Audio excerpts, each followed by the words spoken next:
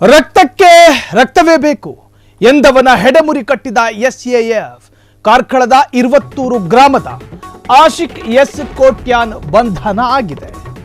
ಪ್ರಚೋದನೆ ಕೊಡಬಾರದು, ಪ್ರಚೋದನಾತ್ಮಕ ಹೇಳಿಕೆ ಕೊಡಬಾರದು, ಹೇಳಿರುವ ಹೇಳಿಕೆ ಕೇಳಿಸಿಕೊಂಡ ಕಿವಿಗೆ ಕಾದ,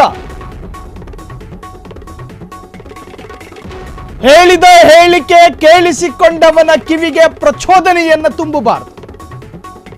ಭಾಷಣಕಾರರ ಅಥವಾ ಅದು ಯಾವುದೇ ತರಹದ ಪ್ರಚೋದನಾತ್ಮಕವಾದಂತಹ ಪೋಸ್ಟ್ ಆಗಿರಲಿ, ಫೇಸ್ಬುಕ್ನಲ್ಲಿ ಮಾಡುವಂತಹ ಪೋಸ್ಟೇ ಆಗಿರಲಿ, ಇನ್ಸ್ಟಾಗ್ರಾಮ್ನಲ್ಲಿ ಮಾಡುವಂತಹ ಪೋಸ್ಟೇ ಆಗಿರಲಿ, ಅಥವಾ ಭಾಷಣದಲ್ಲಿ ಉಲ್ಲೇಖ ಮಾಡುವಂತಹ ಮಾತುಗಳೇ ಆಗಿರಲಿ, ಎಸ್ಐ ಬಗ್ಗೆ ಕಾರ್ಕಳದ ಇರುವತ್ತೂರು ಗ್ರಾಮದ ಆಶಿಕ್ ಎಸ್ ಕೋಟ್ಯಾನ್ ಬಂಧನ ಆಗಿದ್ದಾನೆ.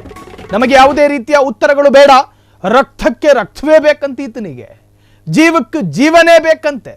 ಹೀಗಂತ ಶಸ್ತ್ರಾಸ್ತ್ರಗಳ ಚಿಹ್ನೆ ಬಳಸಿ ಸ್ಟೇಟಸ್ ಹಾಕಿದ್ದ ಆಶಿಕ್ ಕೋಟ್ಯಾನ್ ಇನ್ಸ್ಟಾಗ್ರಾಮ್ ಖಾತೆಯಲ್ಲಿ ಪ್ರಚೋದನಾಕಾರಿ ಸ್ಟೇಟಸ್ ಹಾಕಿದ್ದಂತಹ ಆಶಿಕ್ ಮಂಗಳೂರು ದಕ್ಷಿಣ ಪೊಲೀಸ್ ಠಾಣೆಯಲ್ಲಿ ಎಫ್ಐಆರ್ ದಾಖಲಾಗಿದೆ.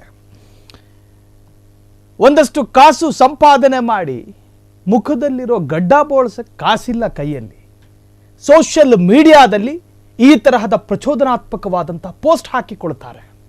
ಸಾಮರಸ್ಯವನ್ನ ಕದಡೋದಕ್ಕೆ, ಸೌಹಾರ್ದತೆಯನ್ನ ಹಾಳು ಮಾಡೋದಕ್ಕೆ, ಆ ಭಾಗದ ಕಾನೂನು ಸುವ್ಯವಸ್ಥೆಯನ್ನ ಬೆಂಕಿ ಹಾಕಿ ಸುಟ್ಟು ಹಾಕೋದಕ್ಕೆ ಈ ತರಹದ ಅಷಡ್ಢಾಳರ, ಮೂದೇವಿಗಳ, ಅವಿವೇಕಿಗಳ ಪ್ರಚೋದನಾತ್ಮಕ ಪೋಸ್ಟ್ಗಳು ಸಮಾಜದ ಸಾಮರಸ್ಯವನ್ನು ಕದಡ್ತಾ ಇದೆ, ಸ್ವಾಸ್ಥ್ಯವನ್ನು ಹಾಳು ಮಾಡ್ತಾ ಇದೆ. ಈಗಾಗಲೇ ಕರಾವಳಿ ಭಾಗದ ಪೊಲೀಸರು ಅದರದೇ ಆದಂತಹ ಕ್ರಮಗಳನ್ನು ಕೂಡ ಕೈಗೊಳ್ತಾ ಇದ್ದಾರೆ.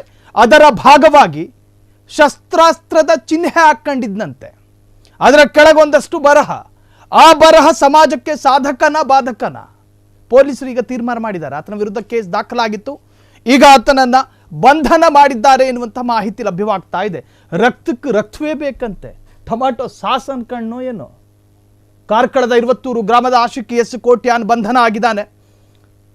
ಈಗಾಗಲೇ ಆತನನ್ನು ಅರೆಸ್ಟ್ ಮಾಡಿ ಪ್ರಾಥಮಿಕ ತನಿಖೆಗೆ ಒಳಪಡಿಸಿದ್ದಾರೆ. ನಮಗೆ ಯಾವುದೇ ರೀತಿಯ ಉತ್ತರಗಳು ಬೇಡ, ಈತ ಹೇಳ್ಕೊಂಡಿರ್ತಕ್ಕಂಥ ಬರಹ ರಕ್ತಕ್ಕೆ ರಕ್ತವೇ ಉತ್ತರ ಆಗಬೇಕು, ಜೀವಕ್ಕೆ ಜೀವನೇ ಬೇಕು, ಹೀಗಂತ ಶಸ್ತ್ರಾಸ್ತ್ರಗಳ ಚಿಹ್ನೆ ಬಳಸಿ ಸ್ಟೇಟಸ್ ಹಾಕಿಕೊಂಡಿದ್ದ ಆಶಿಕ್ ಕೋಟ್ಯಾನ್ ಇದು ಎಲ್ಲ ಸಮುದಾಯದ ಎಲ್ಲ ಯುವಕರಿಗೂ ಕೂಡ ಇದೊಂದು ಪಾಠ ಆಗಬೇಕು.